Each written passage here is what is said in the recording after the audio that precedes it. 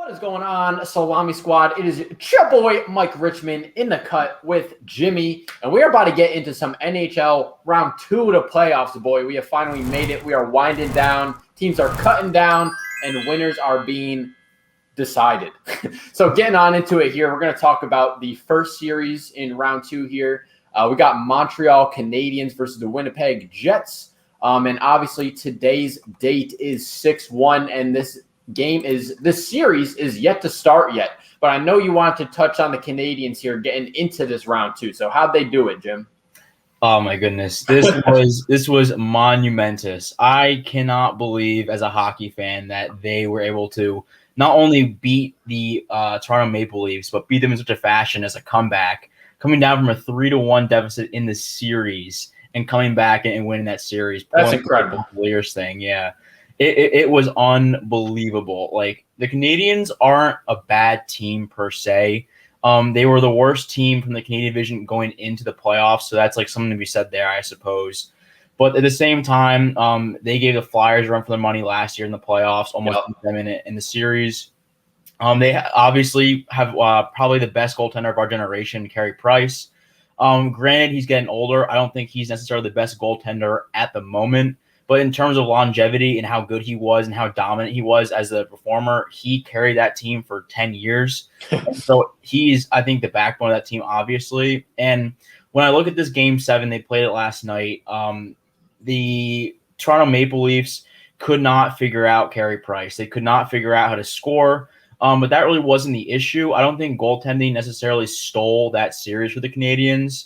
I think the Canadiens fought harder. I think that they won puck battles. They forced the Maple Leafs to be uncomfortable, and they made them turn over the puck a lot, which is a really bad sign. And like, you look at this Toronto Maple Leafs team, on paper, they are stacked. Head to toe, they are an absolute powerhouse team. You have Mitch Marner, Austin Matthews, John Tavares in the first line. All three players could be starters on any team. Line stars bona fide. Their goaltender wasn't in. His name is Frederik Andersen. He's hurt. So they had Frank Campbell in, and he's been a backup. He was just okay. I mean, he was serviceable, and I think you can put him in a situation where he's at, and he can be fine. But he lets up 2 goals, and then they get an empty net goal at the end. But the Maple Leafs have star power.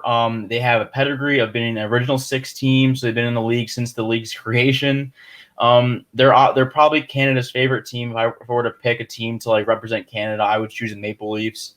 But they just got absolutely blanked, and it that you haven't won a playoff series, and that's playoffs, man. That's what happens. Yeah, I mean, like you said, come back from 3-1. That's incredible. No matter the sport, like that's insane. Yep, the number 4 seed takes out the number 1 seed in terrible fashion, and it makes me feel good to be a Flyers fan, and that's something I never thought I was going to say, at least for the next couple of years. But yeah, being a Maple Leafs fan right now, I'd stay away from loaded weapons and scotch. But yeah, looking forward to this series. The Winnipeg Jets obviously swept Connor McDavid and the Oilers, which is incredible in itself. A sweep is always fun to watch. Yeah. I think that on paper, the Jets are probably a little better than the Canadiens at this point. I think they have more veteran talent, and I think that they are a bit stronger physically.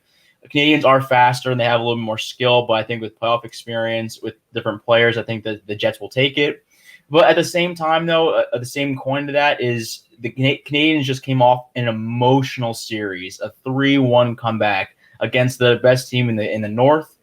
So that might carry them. The thing with emotional wins, though, is we saw it with – I know it's a different sport, but in football, when the Vikings beat the Saints in 2017, went to the Link and lost to the Eagles, that was an emotional victory, and it took a lot out of them. So I can see that being a factor, but this is, again, it's a 7-game series, so we'll see how that plays out. But I'm taking the Jets in this one.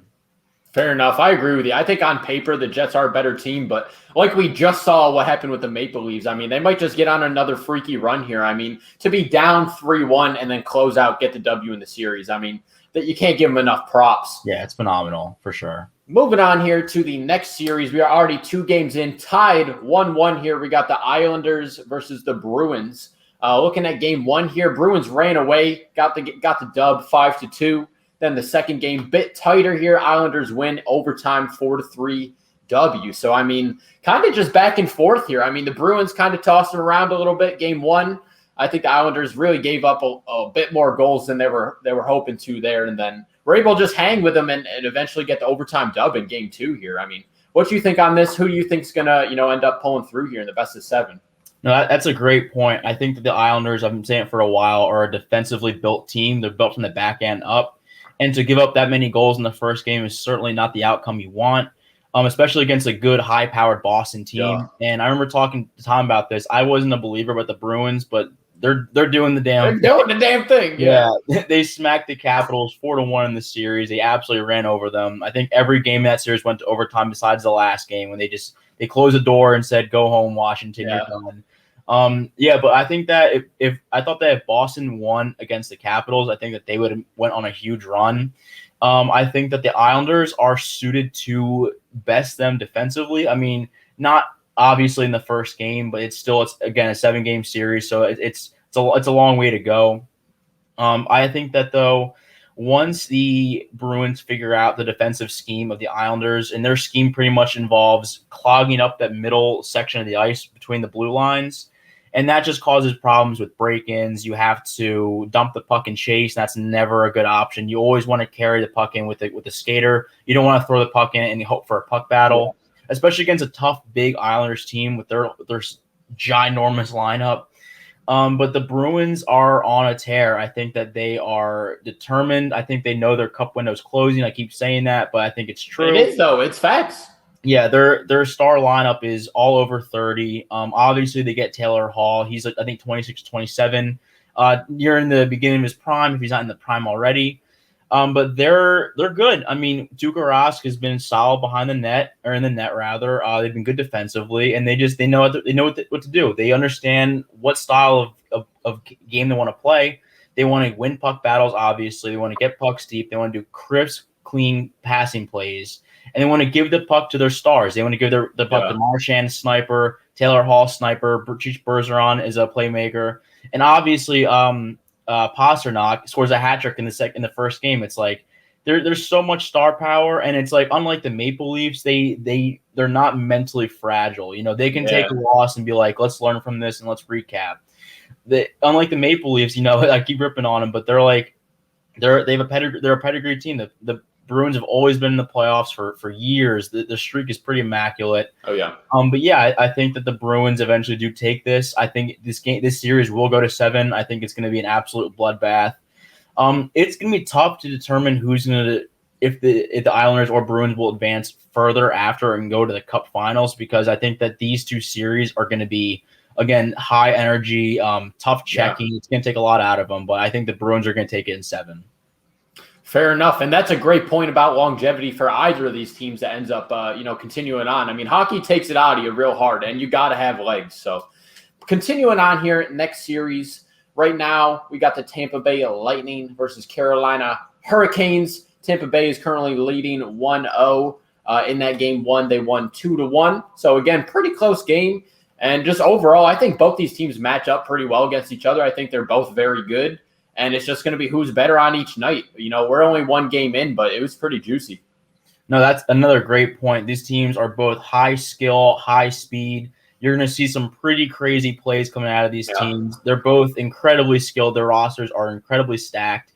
I think when I look at the Tampa Bay Lightning, I see a young Carolina Hurricanes team in terms of just the raw talent they have, and they got all these young players locked in for a little while. So even if Carolina doesn't win this series, I see them obviously becoming a powerhouse in the next couple of years. But yeah, I think that it's really going to depend on night to night. I think these teams match up with skill like incredibly close. I think that both the rosters are so skilled. Each line has their own special talent and ability.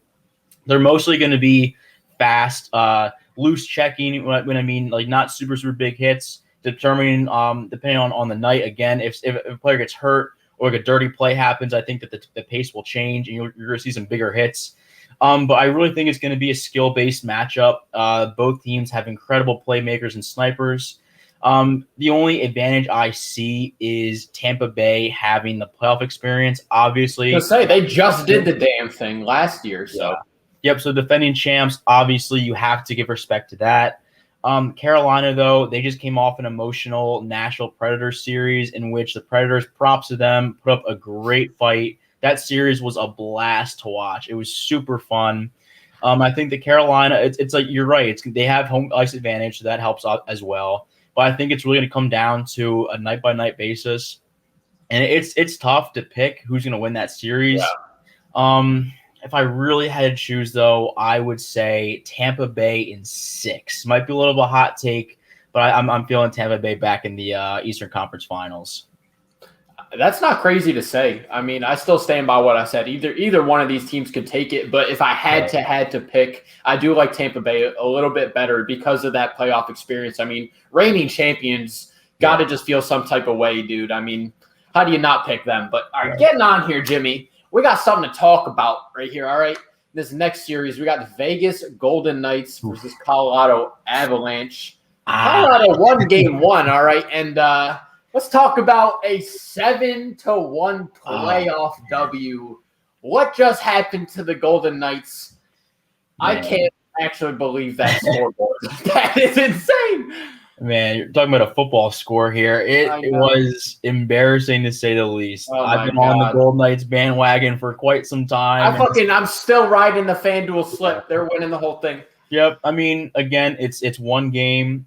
Granted, it was a fucking blowout game, and that was hard to watch. Like the Avalanche were skating circles around the Golden Knights. Yeah. They figured out what do they want to do with them, and they just put pucks to the net. They said, fuck it, we're going to shoot our shot, and it worked. I never really watched Nathan MacKinnon like too closely. I've seen his highlights, and obviously he's a great stud center for the Avalanche.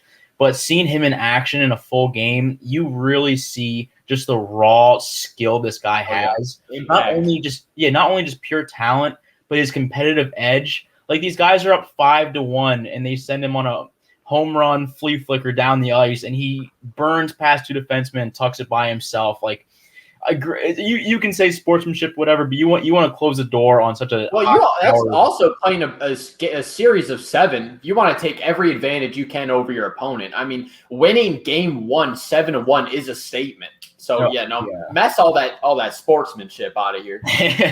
No, absolutely. That matchup I thought was going to be a lot closer. It still might be. The Golden Knights, I think that the key to this matchup is they're going to have to absolutely bust the brakes out of the Avalanche. They got to put them on their wallets. They got to knock them on their ass, time in and time out. They have to absolutely punish the Avalanche because the Avalanche have so much speed. And the only way to kill speed is to hit them, is make them afraid to reach a top speed. But the Avalanche have to keep doing what they're doing. They have to realize that the Golden Knights are going to adapt their strategy. They have to realize that they're going to come at them hard. You know, they're gonna try to check them into next week, right? Yeah. But they just have to keep to their game. You're really seeing how good Cale Makar is on defense for the Avalanche. He is their anchor point. And looking at their defensive roster, the Avalanche, no real names stick out to me, honestly. I mean, they play very well as a cohesive unit, though. Exactly. Their coaching must be incredibly tight because that's the only explanation I have. Because you look at the Islanders for years, they never had big names on defense, but they were one of the best defensive teams for the last 5 years, obviously. So, and they do the damn thing. I mean, they obviously let up some shots on goal. I think the Golden Knights actually had more shots on net than the Avalanche did. Think about that. Yeah, isn't that crazy? What? And that's it blows my mind how statistics can really they don't really sway as much as you just the eye test, seeing how the Avalanche are playing. I think their goaltender, the Avalanche, Philip Grubauer, should be a finalist for the Vezina Trophy, which is like the MVP for goaltenders, because he is a shutdown goaltender. Yeah. He got hurt in the first round early last year in the playoffs, and so that obviously hindered them tremendously. But he's back, he's healthy, and he is ready to put the hurting on the Golden Knights for sure. So it's tough to just say it's game 1. I understand it's game 1, and anything can happen. Obviously, with like the Montreal comeback, you can come back from anything. But you're right; it's a statement victory for the Avalanche. if the trend continues to where the Avalanche just have their way on the ice and the Golden Knights don't adjust, I see Avalanche in 5 in this series. Wow. I'm sticking with the adjustment here. All right. I'm sticking with my Golden Knights here. I hope so. I think, even if, it's still game 1. So obviously, brains are thinking about that. But just that loss is brutal. But I do think they win at least 2 games in this series. I'm not going to lie. I mean, they're just a solid squad. And based off of their regular season, the talent, I think they can get some W's. So, but again, it is playoff hockey. It is night to night. Who is good tonight? It might not be good tomorrow. So we'll just see what happens as round 2 continues. That was the update from us on 6-1. We'll be back at you again next week. Some Mo updates. Hopefully Vegas Knights get some W's under their belt. All right. That being said, boys, we are out of here. Peace. Perfect.